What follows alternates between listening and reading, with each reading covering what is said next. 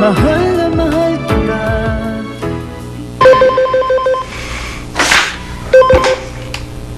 Hello? Okay. Mabuti naman. Idideposito ko ngayon ng pera. Good job.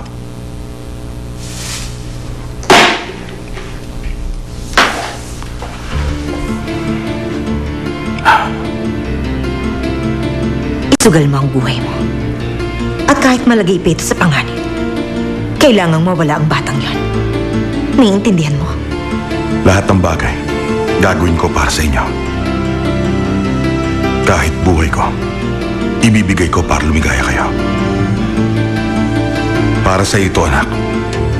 Matthew. At para sa iyo, Sandra.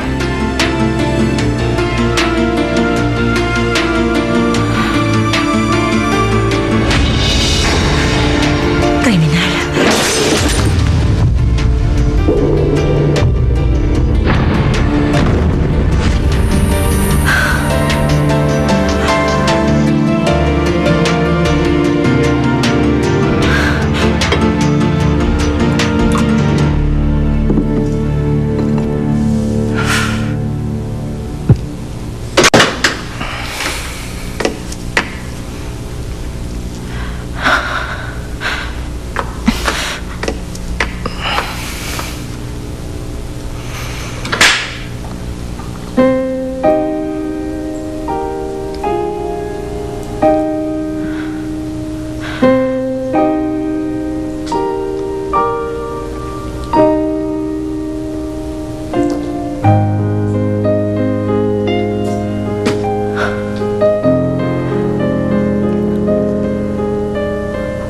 Akala mo ba?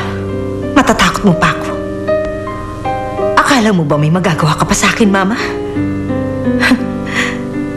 Hindi mangyayari yon. Dahil patay ka na at buhay pa ako. Hindi mo na ako masasaktan pa. Hindi mo na ako magagawang maliitin. Hindi na ako matatakot na apihin mo kami ng aking anak. Sisiguruhin ko na kay Matthew niya ipamamana ang lahat. Hindi makukuha ng ibang para sa anak ko. Tandaan mo yan, Mama.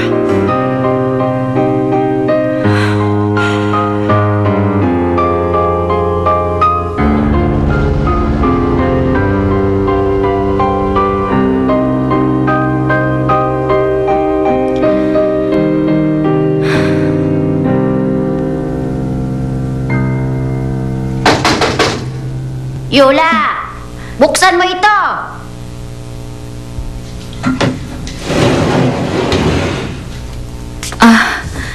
Magandang araw po, tita. Nakalimutan mo ba ngayon ka dapat magbayad ng renta? 4 na buwan ka nang hindi nagbabayad sa akin Yung ibinigay mo sa akin deposito, nagamit mo na. May kulang ka pa ngayon na 1 buwan na renta. Mapipilitan na akong paalisin ka. Pasensya na kayo. Bigyan niyo pa ako ng 1 linggo. Magbabayad na po talaga ako. Ito lang ang pinagkakakitaan ko, Yula. Nauunawaan ko na kapos ka sa pera. Pero ayokong magutom dahil sa'yo. Ay...